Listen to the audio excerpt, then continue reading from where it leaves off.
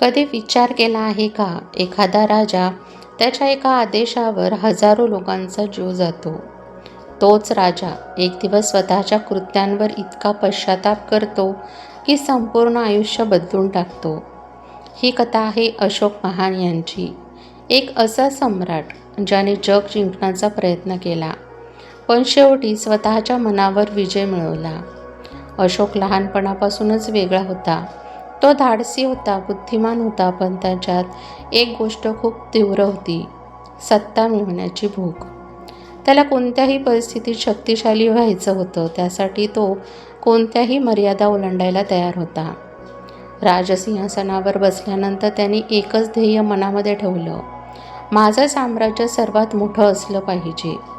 त्याने एकामागून एक राज्य जिंकायला सुरुवात केली. त्याच्या सैन्याची ताकद इतकी प्रचंड होती की कोणतंही राज्य त्याच्यासमोर टिकू शकत नव्हतं. पण या विजयामागे एक काळी बाजू होती. जिथे जिथे अशोक जात होता तिथे तिथे फक्त विनाश होत होता. गावं जळत होती, लोक मरत होते आणि निरपराध लोकांचं आयुष्य उद्ध्वस्त होत होतं. लोक त्याला चंड अशोक म्हणू लागले, कारण त्याच्या मनात दया उरली नव्हती. पण एक दिवस त्याने एक युद्ध सुरू केलं, जे त्याच्या आयुष्याचं टर्निंग पॉईंट ठरणार होतं. एक छोटंसं पण अभिमानी राज्य. कलिंगच्या लोकांनी ठरवलं होतं, मरण पत्करू पण गुलामी नाही. अशोकाला हे मान्य नव्हतं. त्याने प्रचंड सैन्य घेऊन कलिंगवर हल्ला केला. युद्ध सुरू झालं. तलवारींची टक्कर, घोड्यांची धावपळ आणि चारही बाजून येणारे किंचाळण्याचे आवाज. हे युद्ध इतकं भयानक होतं की काही तासातच हजारो लोक मारले गेले. पण युद्ध थांबलं नाही. दिवस गेले, रक्त सांडत राहिलं आणि शेवटी कलिंग राज्याचं पराभूत झालं. त्यामध्ये अशोक जिंकला, पण ही फक्त बाहेरची जीत होती. खरी गोष्ट आत्ता सुरू होती. युद्ध संपल्यानंतर अशोक रणांगणांवर फिरत होता. त्याला आपल्या विजयाचा अभिमान वाटायला हवा होता, पण जे त्याने पाहिलं त्याने त्याचं आयुष्यच बदलून टाकलं. सगळीकडे मृतदेह पडले होते. जमीन रक्ताने लाल झाली होती. जखमी लोक वेदनेने तडफडत होते. कोणी पाणी मागत होतं, कोणी मदतीसाठी ओरडत होतं. एक आई आपल्या मुलाच्या मृतदेहावर रडत होती. तिच्या डोळ्यातून अश्रू नव्हते, फक्त वेदना होत्या. एक लहान मूल आपल्या वडिलांना उठवण्याचा प्रयत्न करत होता, बाबा उठा ना, पण ते कधीच उठणार नव्हते. अशोक थबकला. त्यांच्या हातात हा सगळा विनाश घडवून आणला होता. तो स्वतःला विचारू लागला, हा विजय आहे की हा माझा सर्वात मोठा पराभव आहे. त्याच्या मनात अपराधाची भावना निर्माण झाली. त्याला पहिल्यांदाच जाणवलं की सत्ता मिळवण्यासाठी त्याने काय गमावलं आहे. त्या रात्री अशोक झोपू शकला नाही. त्याच्या डोळ्यासमोर सतत तेच दृश्य येत होतं, रक्त, रडणारे लोक आणि मृत्यू. तो तुटून गेला आणि मग त्याने एक निर्णय घेतला, बस, आता पुरे. आता मी युद्ध करणार नाही.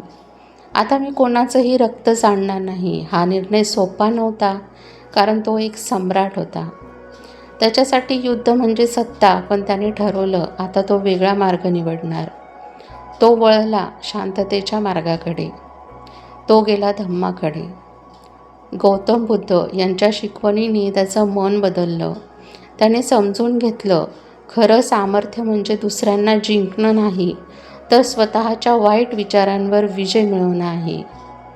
अशोक आता बदलला होता. तो चंड अशोक राहिला नव्हता. तो झाला होता धम्म अशोक. त्याने आपल्या साम्राज्यात अहिंसा पसरवायला सुरुवात केली. त्याने लोकांना सांगितलं, राग सोडा, द्वेष सोडा, प्रेमाने जगा. त्याने रुग्णालयं बांधली, रस्ते तयार केले, पाण्यासाठी विहिरी खणल्या, प्राण्यांसाठी नियम बनवले. त्याच्यावर अत्याचार होऊ नये म्हणून त्याने आपल्या सत्तेचा वापर लोकांच्या भल्यासाठी केला. त्याच्या शिलालेखांमध्ये एकच संदेश होता, धर्म म्हणजे चांगुलपणा, दया आणि सत्य. एकेकाळी ज्याच्या नावाने लोक घाबरायचे, आज त्याचं नाव आदराने घेतलं जात होतं, कारण त्याने स्वतःला बदललं होतं. ही कथा फक्त अशोकची नाही, ही प्रत्येक माणसाची कथा आहे. आपण सगळे कधी ना कधी चुका करतो. कधी रागात, कधी अहंकारात. पण खरा प्रश्न हा नाही की ती चूक आपण मान्य करतो का? अशोकने हजारो लोकांना मारलं, पण त्याने स्वतःच्या चुकींची जाणीव करून घेतली आणि त्या क्षणी त्याने आपलं आयुष्य बदललं. आपण जर विचार केला तर आपल्यालाही कधीकधी राग येतो. आपण चुकीचे निर्णय घेतो. पण जर आपण वेळेत बदललो तर आपणही आपलं आयुष्य सुधारू शकतो. कारण खरी ताकद ही दुसऱ्यांना हरवण्यात नाही, तर स्वतःच्या वाईट सवयींवर विजय मिळवण्यात आहे. अशोकने जग जिंकण्याचा प्रयत्न केला, पण शेवटी त्याने स्वतःचं मन जिंकलं आणि तोच त्याचा सर्वात मोठा विजय होता. फ्रेंड्स, तुम्हाला आजचा व्हिडिओ कसा वाटला हे कमेंट बॉक्समध्ये नक्की सांगा. व्हिडिओ आवडला असेल तर व्हिडिओला लाईक करा, चॅनलला सबस्क्राईब करा आणि बेल आयकॉन दाबायला विसरू नका, जेणेकरून असेच नवनवीन माहिती सर्वात आधी तुमच्यापर्यंत पोहोचेल. व्हिडिओ बघितल्याबद्दल धन्यवाद.